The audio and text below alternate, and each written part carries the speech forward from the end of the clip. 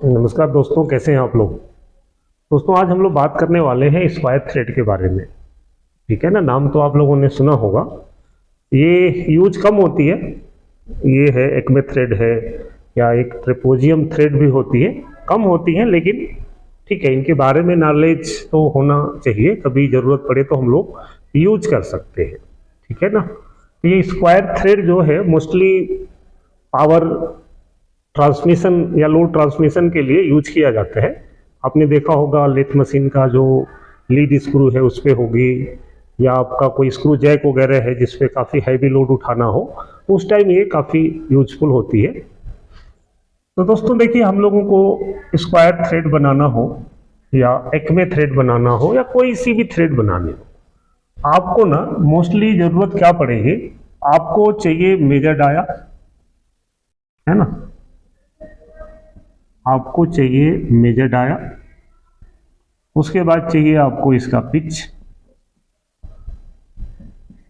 आपको चाहिए डेप्थ, और आपको चाहिए माइनर डाया। ये हमें चार चीजें हम लोगों को जरूरत होती है। लेकिन अब होता क्या है कि जो पिच तो मिल जाता है, ये जो डेप्थ होती है ना, नॉर्मली अगर मैं बताऊं आपको तो आप लोगों ने देखा होगा कि जो सिंपल हम लोग वी शेप थ्रेड बनाते हैं, तो वी शेप थ्रेड में जो इसकी पिच रखते हैं ना हम लोग, वो 0.63 इंटू पिच कर देते थे डेप्थ के लिए। लेकिन अभी जैसे हम लोगों ने एक्मे थ्रेड देखा या स्क्वायर थ्रेड है, अगर हम इसकी बात कर रहे हैं, तो इसकी जो डेप्थ होती है ना, ये थोड़ा थोड़ा अलग रहता है। अब इसकी जो डेप्थ होती है स्क्वायर थ्रेड की, जैसे मैंने दिखाया कि ये यहाँ से यहाँ तक पिच है, ये भी पिच का आधा होता है। और ये जो डेप्थ होती है, ये यहाँ से यहाँ डेप्थ है, ये जो डेप्थ है वो p/2 मतलब पिच का आधा। तो अगर हमें निकालना पड़े तो हम लोग ये निकाल सकते हैं 0.05 इंटू पिच, आधा यही हो गया ना 1/2 का। मेजर डाया आपको जनरली दिया रहेगा। अभी मैं एक एग्जांपल लेके आपको समझा देता हूँ। आपको डेप्थ मिल गया, पिच दिया रहेगा, तो माइनर डाया हम लोग निकाल लेते हैं। तो दोस्तों ये होता क्या है, जो स्क्वायर थ्रेड है ना, स्क्वायर थ्रेड, तो स्क्वायर थ्रेड यूं समझे कि एक तो इसका स्टैंडर्ड साइज होता है, हम लोग वो स्टैंडर्ड साइज भी यूज करते हैं, नहीं तो कई बार हम जो दिया हुआ है ड्राइंग में उसके हिसाब से बनाना पड़ता है। तो स्क्वायर थ्रेड में अगर कोई साइज आपको देगा तो समझिए कि वो अलग अलग तरीके से उस साइज को दे देता है। अगर स्क्वायर थ्रेड हम लोग देखें तो कई बार ये ऐसा लिख के दे देता है SQ, और यहां पे मेजर डाया दे देगा, और मेजर डाया के बाद इंटू पिच दे देगा। कुछ भी हो सकता है, मैंने 9 लिख दिया, 8 9 कुछ भी हो सकता है। ये स्टैंडर्ड ये है। तो अब इसमें दोस्तों ये तो है SQ का मतलब हो गया स्क्वायर थ्रेड, स्क्वायर थ्रेड, ये समझिए उसका मेजर डाया है, और ये जो है ये इसका पिच है। ठीक है ना। तो एक तो ये ऐसा दे दिया। दूसरा, इसी को अगर इंचेज में देगा तो इंचेज में आपका जो पिच है वो TPI में दे देता है, आपको मालूम है। तो अगर इंचेज में किसी चूड़ी का साइज लिखेगा, कुछ भी, मैंने ऐसा लिख दिया 2 इंटू 1/4-3, अगर ऐसा लिख दिया तो आप समझिए कि ये जो है ना इंच में है साइज। एक तो ये इंच में है, ये इसका साइज है, या मेजर डाया कह ले, ये हमारा मेजर डाया है। यहां पे ये मेजर डाया किस में है, mm में है। यहां पे मेजर डाया किस में दिया है, ये इंच में है। और ये जो है ये TPI में साइज दिया है 3 TPI। तो अब इसको हम लोग mm में बदल लेंगे 25.4 का गुणा करके, और ये TPI है, तो ये TPI का मतलब समझें कि ये थ्रेड पर इंच, 1 इंच में 3 चूड़ी है, तो अगर इसको हम लोग इंचेज को mm में बदलेंगे, यहाँ से हम लोग अगर इसमें mm में पिच निकालते हैं ना, ये सिंपल समझिए कि 25.4 में जितना दिया है ना, इसका हम लोग भाग दे देंगे तो 3 8 24 लगभग ये पिच जो आएगा ना इसका वो 8.466 आ जाएगा, 8.466। और अगर इसको हम लोग यहाँ पे 2 सही 1/2 है ना, 1/4, इसको इंचेज में करेंगे तो आप 4 दूना 8 अगर इसको करेंगे ना कैलकुलेट, तो ये 9/4 हो गया। और 9/4 में अगर हम लोग 25.4 का गुणा कर दें तो इंचेज में साइज जो आएगा वो लगभग आपका 57.15 आ जाएगा। ठीक है ना, ये तो है इसकी कैलकुलेशंस। इसमें जब हम लोग कोई चूड़ी बनाते हैं, सपोज करिए कि अगर हमें कोई ऐसी चूड़ी बनानी है जो इसका साइज कुछ भी लिख दिया, मान लीजिए मैंने यहाँ पे ऐसा दे दिया M52x4, ठीक है ना, ये स्क्वायर थ्रेड है, M52x4 की स्क्वायर थ्रेड है। तो दोस्तों ये वन साइड है, ये रहेगा तो जैसा इसके ऊपर है वैसा ही नीचे भी होगा। मैंने हाफ ड्राइंग बना दी, आप अगर समझ पा रहे हो तो जैसा ऊपर है वैसा ही नीचे भी होगा। तो अब क्या होगा कि अगर हम लोग M52x4 के लिए कैलकुलेशन करेंगे तो कैलकुलेशन क्या आएगा कि जैसे मेजर डाया तो आपका 52 हो गया, ठीक है ना, पिच 4 mm दे दिया, अगर ये 4 दिया तो आपको 4 ही लेना है। अब डेप्थ कितनी हो जाएगी, हम लोग 4 में 0.5 का गुणा करें तो समझिए कि 2 mm इसकी डेप्थ हो जाएगी। माइनर डाया क्या होगा, अब देखिए इसका जो माइनर डाया होता है, मेजर डाया तो फिक्स है, माइनर डाया की ना एक रेंज होती है अकॉर्डिंग टू फिटमेंट्स। जब इसको हम लोग जहां फिट करते हैं ना, तो ये साइज थोड़ा कम या ज्यादा रखना पड़ता है ताकि एक दूसरे में इतनी प्ले रहे कि वो चलाया जा सके, है ना। तो अब नॉर्मल साइज तो अगर हम लोग 52 में से ये करते हैं ना कि इसका डबल करके घटा देते थे, तो हमारे हिसाब से तो ये आनी चाहिए 48, जैसा हम लोग कैलकुलेशन करते हैं, ठीक है। लेकिन इसमें क्या है कि ये जो माइनर डाया है ना, इसकी एक रेंज आ जाती है कि ये जो माइनर डाया है अगर इसमें हम लोग मैक्सिमम या मिनिमम देखें तो क्या बनना चाहिए। तो ये समझ लीजिए कि हम लोग 48 से 1-2 पॉइंट ज़्यादा भी ले सकते हैं और थोड़ा कम भी ले सकते हैं।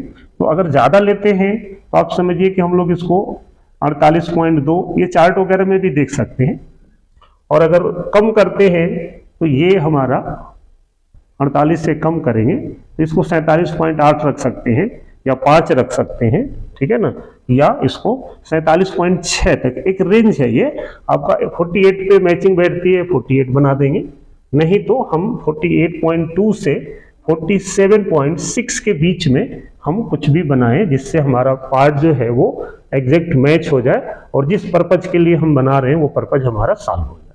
तो इसकी एक मिनिमम और मैक्सिमम की रेंज रहती है कि इसको 48.2 से 47.6 तक बना सकते हैं, ठीक है दोस्तों।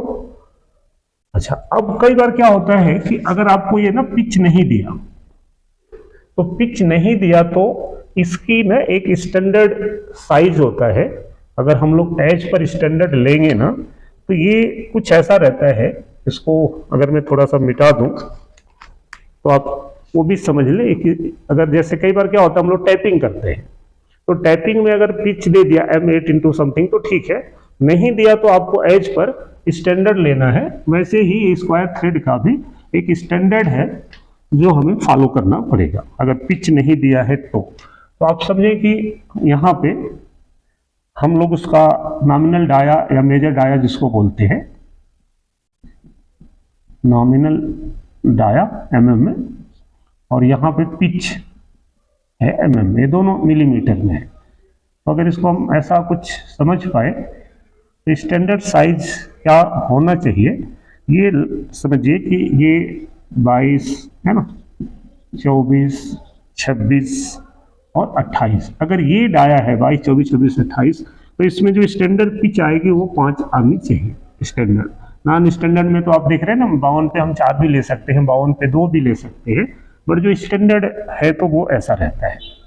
उसके बाद 30, 32, 36, इसमें जो पिच आएगा ना इसका ये 6 mm आएगा। फिर ऐसे ही 40 और 44 आता है इस स्टैंडर्ड में, उस पर 7 mm की पिच होगी। फिर आपका 48,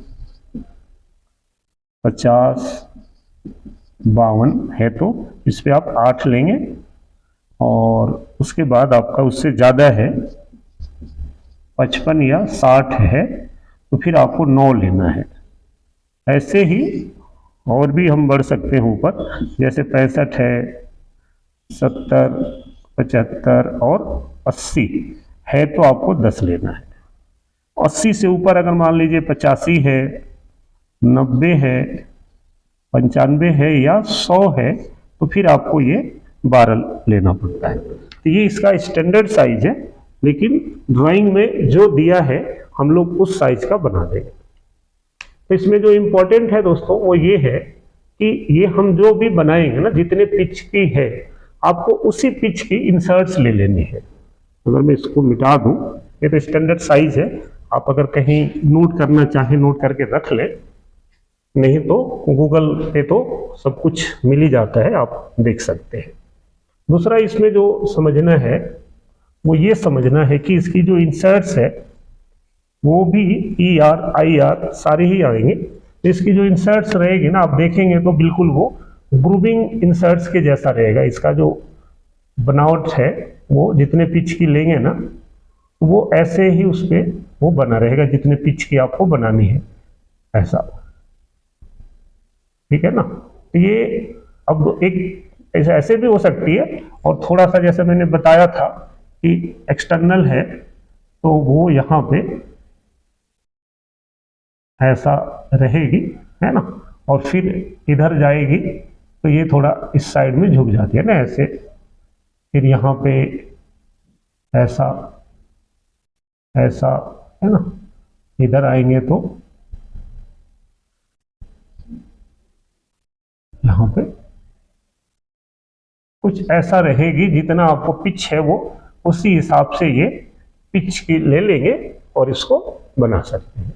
दूसरी चीज क्या रहती है कि इसमें ना थोड़ा लोड ज्यादा आता है, क्योंकि स्क्वायर थ्रेड है तो इसमें बहुत ज्यादा क्लियरेंस वगैरह तो होता नहीं है, तो हम लोग डेप्थ ऑफ कट या RPM वगैरह काफी कम लेके बनाते हैं। अगर इसका मैं एक प्रोग्राम बनाऊं आपको तो कैसा होगा वो भी समझ सकते हैं। ये कैलकुलेशन तो आपको समझ में आ गया, सिंपल।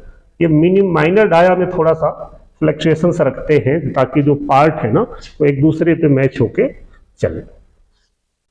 अब इसको हम लोग किसी भी एक साइकिल का यूज कर सकते हैं प्रोग्राम में। अब ये जैसे 52 का है तो समझिए कि ये जो बड़ा वाला डाया है ना ये आपका 52 है, और ये डाया हम 48 ही मान लेते हैं। ये फिक्स नहीं है, मैंने बताया ये थोड़ा सा वेरी करेगा, आप उसके लिए निश्चिंत रहें, बनाया जा सकता है। और जिस भी साइकिल का यूज करना हो आप, जैसे मान लीजिए मैं G0X54Z3 पे खड़ा कर दूं, कूलेंट को ऑन कर लिया, फिर यहाँ से G76 का यूज करना है तो 76 यूज कर लीजिए, P0000, है ना। और यहाँ पे जो एंगल है इसमें कोई भी एंगल नहीं है तो ये 0 0 ही रहेगा, ठीक है ना। कुछ में 29 डिग्री, कुछ में 60 डिग्री, इसमें कोई एंगल नहीं है। Q जो है ये आपका मिनिमम डेप्थ ऑफ कट है। मैं इसको कुछ भी रख दिया, मान लीजिए 40 माइक्रोन रख दिया या 50 माइक्रोन। फिनिशिंग अलाउंस R में लिखते हैं तो यहाँ पे मैं R लिख दिया, 10-20 माइक्रोन जो हमें देना है। उसके बाद फिर G76 X आपको 48 पे आना है तो आप 48 ले लेंगे। P X Z में जितनी लेंथ दिया हो 20, 25, 40, 50 जो भी आपको लेंथ दिया हो वो ले लेंगे। फिर यहाँ पे P है ना, उसकी डेप्थ है, अगर माइक्रोन में लिखे तो 2 को हम लोग कितना लिख देंगे, 2000 माइक्रोन, वन साइड से 2 mm हो गया ना 2000 का। तो यहाँ P हो गया। Q मिनिमम फर्स्ट कट है, हम फर्स्ट कट भी 100 माइक्रोन का दे देंगे तो ये समझिए 0.2 हो जाएगा। R टेपर है नहीं तो 0 0, और फीड सेम एज पिच, 4 का है तो 4 ऐसा हो जाएगा। तो x तो मिल गया, z भी दिया रहेगा, ये डेप्थ हो गया माइक्रोन में, ये आपका फर्स्ट कट है, ये मिनिमम कट है और ये टेपर के लिए। ठीक है दोस्तों, ये सिंपल है। इसके बाद हमारा tool x 200, z 100, M09, M01 हो जाएगा। इसमें ऐसा कुछ दिक्कत तो नहीं है, आप अगर थ्रेडिंग कोई भी बनाते हैं तो बना सकते हैं, बस ये ध्यान रखना है कि इसकी जो डेप्थ वगैरह रहेगी ना, उसका रेशियो थोड़ा अलग रहेगा। ये स्क्वायर थ्रेड है जिसमें हमारा ये टूल है और ये स्क्वायर थ्रेड बन रही है। ये मैं आपको चला के भी एक बार दिखा देता हूँ। बस साइकिल स्टार्ट कर दीजिए जरा। तो ये टूल चलता हुआ, काटता हुआ, कोई नहीं करने देंगे, थोड़ा आएगा। इसका प्रोग्राम बिल्कुल सिंपल मैं दिखाता हूँ आपको। ये थ्रेडिंग का प्रोग्राम देख रहे होंगे, 2 लाइन में G76 P0 2 0 0 0 0 सारा 0 रहेगा। Q जो है वो आपका मिनिमम डेप्थ ऑफ कट है और R जो है ये फिनिश कट है और बाकी G76 X 51 तक आना है। Z-418 लेंथ है और जो P है ये 6000। ये जो P होता है आपका वो स्टेपिंग इन X। ये P क्या रहता है इसमें, तो आप यहाँ देख रहे हैं कि जो P है ये 6000 मतलब हो गया, इसकी डेप्थ 6 mm है और Q जो है ये फर्स्ट कट है, वो भी 50 माइक्रोन ही डाला हुआ है, रेडियली होता है और जो फीड है ये 12 mm का है। तो अभी ये बहुत सारा कट्स इसमें चलने हैं, एक सिंपल का पीस है तो आप देख रहे होंगे। एक बार मैं और भी दिखा दूँ चलता हुआ। तो ये अभी चल रहा है, थोड़ा डेप्थ ऑफ कट हमने थोड़ा थोड़ा डाला हुआ है, बहुत बढ़िया ये बन रहा है। देख रहे हैं कि जो Q हमने 0.5 डाला हुआ है तो ये 0.11 कट रहा है। अभी ये X में 52.6 पे जा रहा है, फिर अगला कट आप देखेंगे तो 52.5 पे हो जाएगा।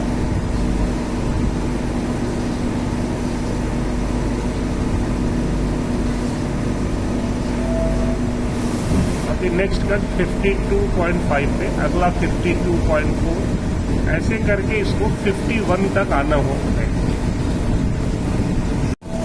अभी कटते हुए 51.4 आ गया, अभी 51.3 तक आएगा अगला कट और लास्ट में ये देख रहे हैं ना 51।